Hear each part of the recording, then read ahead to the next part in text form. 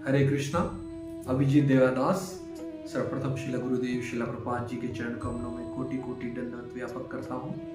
हरे कृष्णा मंदिर शुक्रताल श्री श्री राधा गोविंद देव श्री जगन्नाथ बलदेव सुभद्रा मैया के चरण कमलों में कोटि कोटि दंडवत व्यापक करता हूँ और उनकी ऐतों की ही कृपा से आज मैं आपके समक्ष उपस्थित हुआ हूँ एक सुंदर और एक नया विषय लेकर। आज का विषय है आत्मा और शरीर, इन दोनों में अंतर क्या है। मुख्यतः जीव आत्मा को ही शरीर मान बैठता है। जो उसको दर्पण में दिखाई देता है, शीशे में दिखाई देता है, वो उसी को ही अपने आप को मान बैठता है, परंतु वो चीज नहीं है। जिस प्रकार हम एक उदाहरण से समझ सकते हैं कि यह मेरा फोन है और ये मेरा हाथ है, तो ये मेरा फोन और ये मेरा हाथ मेरे से अलग है, इसलिए मैंने बोला ये मेरा फोन है, मेरा हाथ है। मैंने ये नहीं बोला कि मैं फोन हूं या मैं हाथ हूं। और हम क्या बोलते हैं, ये मेरा शरीर है। तो ये मेरा शरीर बोलने वाला मैं कौन हूं? वो मैं है आत्मा। और जीव का स्वरूप है सच्चित आनंद। भगवान का स्वरूप भी सच्चित आनंद ही है, क्योंकि हम सब जीव भगवान की आत्माएं हैं। वो परमात्मा है और हम भगवान के बच्चे हैं, अंश हैं उनके। एक उदाहरण से हम समझ सकते हैं, जैसे एक समुद्र और एक समुद्र की बूंद। समुद्र और समुद्र की बूंद, उनकी गुणवत्ता एक समान है। समुद्र का पानी भी खारा है और बूंद वो भी खारी है। और जैसे समझ सकते हैं सोने की खान और सोने का एक अंश, दोनों के गुणात्मक दृष्टि से दोनों ही सामान्य हैं। तो इस प्रकार से हम जीव का स्वरूप और भगवान का स्वरूप दोनों ही समान रूप है। भगवान भी सतचित आनंद के बने हुए हैं और हमारी आत्मा भी सतचित आनंद की बनी हुई है। सत का अर्थ होता है सत्य, चित्त का अर्थ होता है चेतना और आनंद का अर्थ होता है आनंद। तो हमारा जो स्वरूप है सतचित आनंद का बना हुआ, फिर भी हम दुख भोगते हैं और नहीं समझते, क्योंकि भगवान क्या है, वो अस्मरणीय शक्ति है उनके पास। हमारे पास क्या है, अस्मरणीय शक्ति है, उनके पास स्मरणीय शक्ति है। वो भूत भविष्य वर्तमान तीनों को याद रख सकते हैं, हम भूल जाते हैं।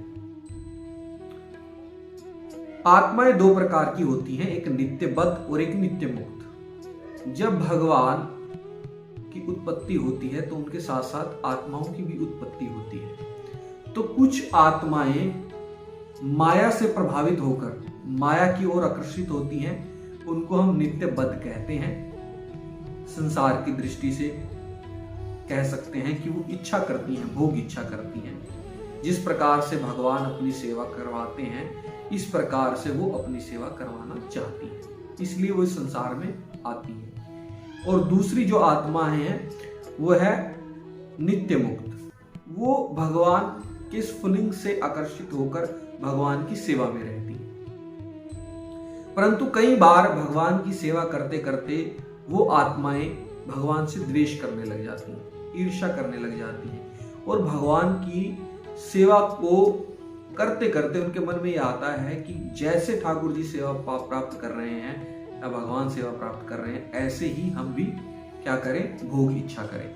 तो जब उनके मन के अंदर भोग की इच्छा होती है तो उनका पतन हो जाता है, क्योंकि भगवान उनके हृदय में आत्मा के रूप में, परमात्मा के रूप में वास करते हैं और वो धरती लोक में उनको भेजते हैं, जहां भोग योनि भी कहलाती है और कर्म योनि भी कहलाती है।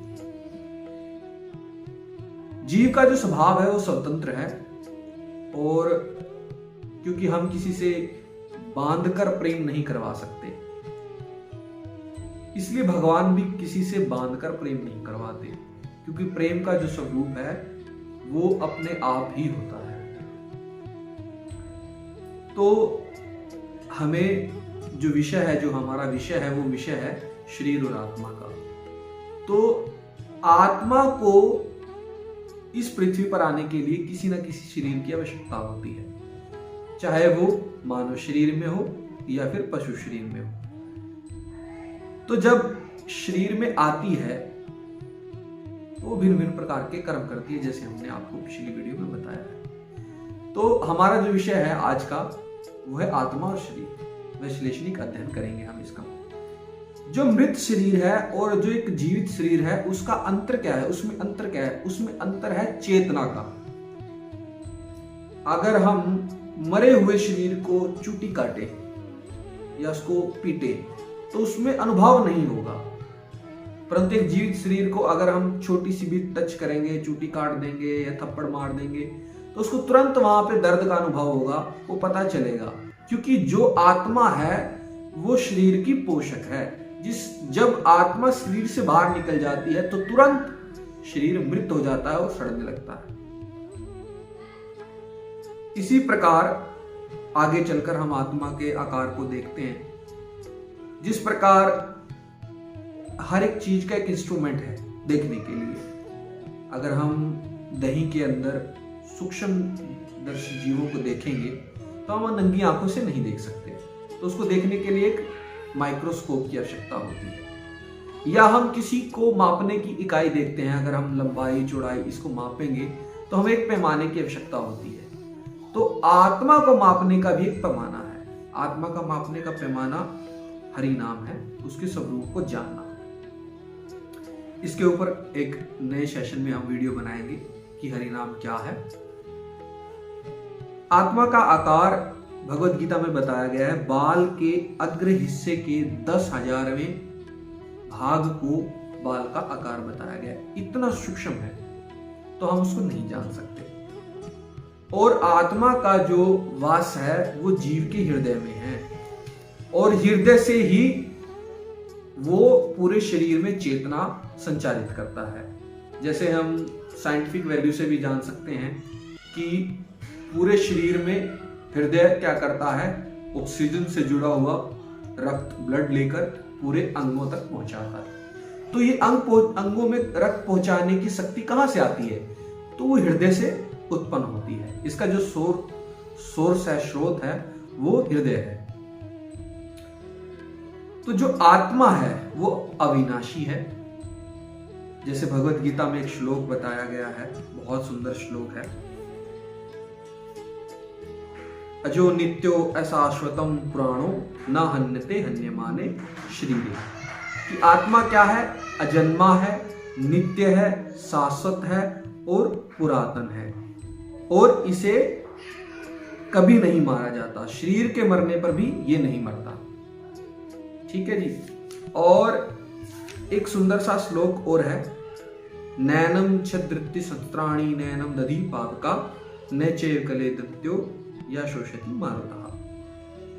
आत्मा का स्वरूप क्या है कि आत्मा को ना तो शस्त्रों के द्वारा खंड खंड किया जा सकता है और ना अग्नि द्वारा जलाया जा सकता है और ना वायु द्वारा भिगोया और जल के द्वारा भिगोया और वायु के द्वारा सुखाया जा सकता है।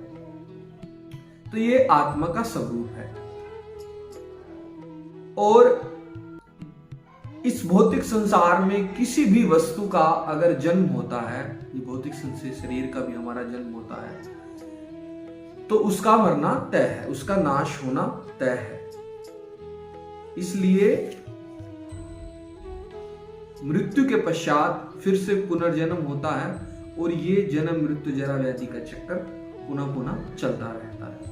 इसलिए जो स्थिर मुनि प्रज्ञा होते हैं वो कभी भी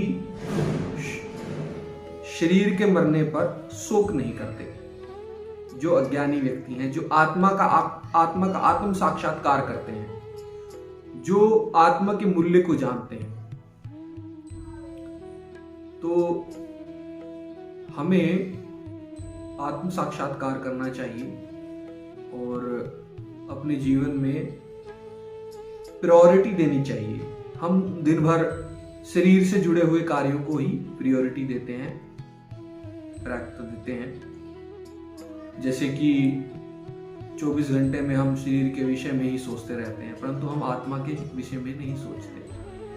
तो हमें आत्मा को अपने स्वरूप में लाने के लिए इस शरीर को हमें दिया गया है और हमें अपने कर्मों के द्वारा, धर्म के द्वारा इस आत्मा के स्वरूप को जानना है जो सच्चित आनंद का है और जो सदैव आनंद में रहने वाला है। अगर व्यक्ति शरीर से जुड़ी वस्तुओं का आनंद भोग करता है तो वो आनंद नहीं, सुख कहलाता है और वो क्षणिक होता है। परंतु वो आत्मा से जुड़ी किसी वस्तु का भोग करता है तो वो हमेशा आनंद में रहता है। आनंद का अर्थ होता है सदैव निरंतर बढ़ने वाला। इसलिए शरीर से जुड़ी हुई कोई भी वस्तु होती है वो हमें दुख देती है, वो क्षणिक सुख देकर फिर से दुख देना शुरू कर देती है। तो इसलिए हमें शरीर और आत्मा के धर्म को जानना चाहिए, उनके कर्म को जानना चाहिए, जो हमने पिछली वीडियोस के अंदर बताया गया है। और आत्मा से हमें पता चलता है कि हमें अपनी मृत्यु की तैयारी कैसे करनी चाहिए। हमें मृत्यु से कभी डरना नहीं चाहिए, क्योंकि शरीर मरता है, आत्मा नहीं मरती। तो आज के विषय में यही। हरे कृष्णा, धन्यवाद।